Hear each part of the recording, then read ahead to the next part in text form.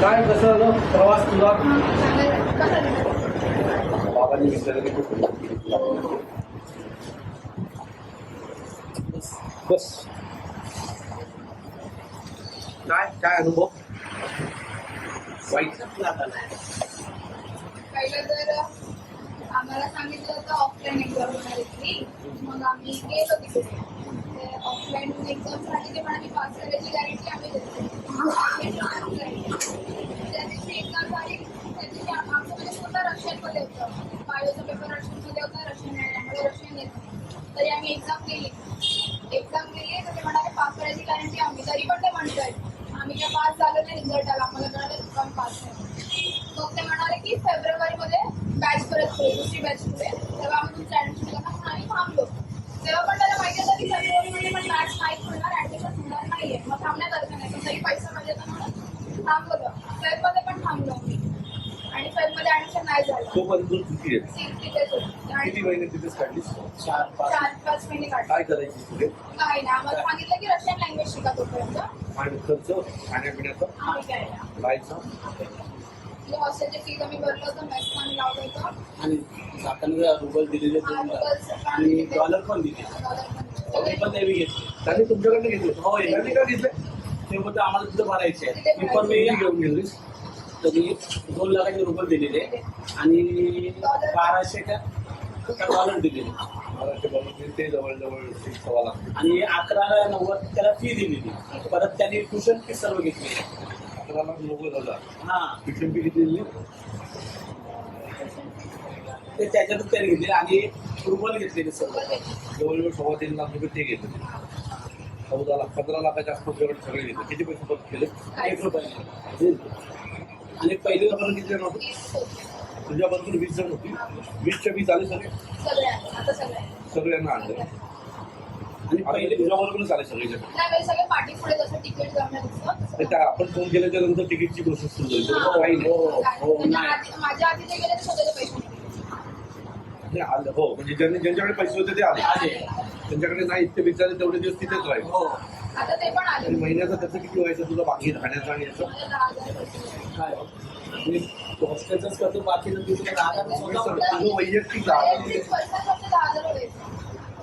आणि एवढं सगळं युद्ध चालू असताना सगळं दिसलं येतं. आणि परत तो तिथून क्रूजला पाठवतोय म्हणजे तिकडे थोडंसं जवळ आहे बॉर्डर. बॉर्डर मध्ये ऍडमिशन खुलणार आहे. ते म्हणजे त्यांना नाही थांबलं सप्टेंबर त्यांना वाटतं 1 वर्ष व्हायला त्यांनी कोर्सला लावा. कोर्स सेम नाही मला असं वाटतं. ठीक आहे तुझ्या पैशाचं काय लावून दे मला. तो पोरं घाबरले तर परत आमचं पुढच्या ऍडमिशन करेल का नाही. त्याने नाही केला तर काय तो एकटा आहे का? डॉक्युमेंट त्याच्याकडे आहे. तो सगळं देईन तो. तो कसं तुझे डॉक्युमेंट घेऊन देतो? प्रश्न डॉक्युमेंटचे पण नाही तर आम्ही 25,000 रुपये जातील.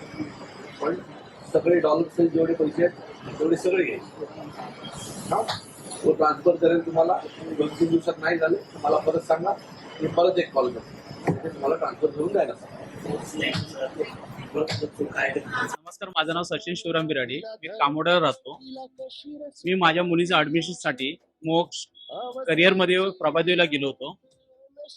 त्यावेळी ऍडमिशन करून देणार म्हणून मी कमीत कमी 12 लाख रुपये त्यांना दिले. 12 लाख भरल्यानंतर त्यावेळी सांगितलं का तुमच्या मुलीचं ऍडमिशन होणार. माझी मुलगी रशियाला गेली. 5 महिने राहिली. 5 महिन्यामध्ये तिथं त्यांना मेडिकलचं ऍडमिशन न करता रशियन लँग्वेजचं ऍडमिशन करून दिलं. हे पहिली गोष्ट फ्रॉड झालं. तरी त्यानंतर मी त्यांच्या ऑफिसला एकदा भेट दिली. भेट दिल्यानंतर ते बोला तुमचं ऍडमिशन फेब्रुवारीमध्ये होऊन जाईल. आणि परत मी डिसेंबरमध्ये गेलो. डिसेंबरमध्ये गेल्यानंतर ते बोलले तुमचं ऍडमिशन होऊन जाईल. तरी ऍडमिशन झालं नाही. मुलगी माझी एकटी तिथं हॉस्टेलमध्ये राहायची. ती एवढी डिप्रेशन मध्ये होती का मी काहीच करू शकत नव्हतो. कारण त्याला पैसे दिले होते, डॉक्युमेंट त्याच्याकडे दिलेले. फक्त त्यांनी काय केलं 5 महिने आम्हाला आश्वासन दिलं. आणि ऍक्च्युली जी कन्फर्मेशन एक्झाम होती ती इंडियामधून होती. त्यांनी न करता पोरांना फसवून तिकडे नेलं आणि तिकडे एक्झाम झाली. तिकडे अभय म्हणून नावाचा एक माणूस आहे, तो त्यांचा कन्सल्टंट. तो काय करतो पोरांना असाच काहीतरी बोलवतो आणि ऍक्च्युली तो आज सध्या वॉन्टेड आहे. वॉन्टेड नाही, त्याला मोक्षाला वॉन्टेड केलेलं आहे. कारण पोरांना अनलिगली घेऊन जातो आणि तिथं फसवतो. आणि जे माझ्या मुलीवर झालं त्या कोणावर होऊन मी जर दातांकडे आलो नसतो माझी मुलगी परत आली असती याची मी स्वतः गॅरंटी देत नाही. कारण दादानी गेल्या 15 दिवसात मी आलो होतो त्यावेळी फोन केल्यानंतर त्यावेळी 2 ते 3 दिवसात तिकीट दिलं तिला आणि तिला आज भारतामध्ये आणलंय. आणल्यानंतर तो अजूनपर्यंत मला शाश्वती देत नाही की माझे पैसे देईल, माझ्या पोरीचा पुढचा फ्युचर काय. 1 वर्ष तर सोडा, आता ती जर परत नीट मध्ये फेल झाली तर मी काय जबाबदार काय करणार, कोणाला धरणार? कारण काहीच करू शकत नाही मी आता. कारण तिने गेल्या 2 वर्ष बँगलोरला अभ्यास केला नीटचा, त्या आल्यानंतर एलिजिबल झाली, त्यामुळे तिला ऍडमिशन भेटलं रशियामध्ये. आता जर माझं फ्युचर काय आहे, हे मोक्षने सांगावं, एवढीच माझी इच्छा आहे. कारण आता ते पैसे देतील, कारण गेल्या हप्त्यात मी गेलो होतो ते बद्दल काय आम्ही ऍफिडेविट लिहून देतो. ऍफिडेविट लिहून देऊन तुम्ही जर राहिलात नाही मी इथे, मी कसं काय करू पोरीसाठी? माझं पोरीचं आयुष्य वाया गेलं आणि वर्ष वाया गेलंय. आज मी तिला एवढा तिथं रशियाला 5 महिने सर्व तिथून पैसे पाठवून देत होतो सर्व खर्चाला. तिथे गेल्यानंतर त्यावेळी कुठलीही तिला हेल्प केली नाही स्वतःहून मला. स्वतःहून दिलं सगळं सेम, सगळं जे पण तिथे बघत होतं ते मी स्वतः फेऱ्या मारल्यात बँक मध्ये, सगळं मी केलंय.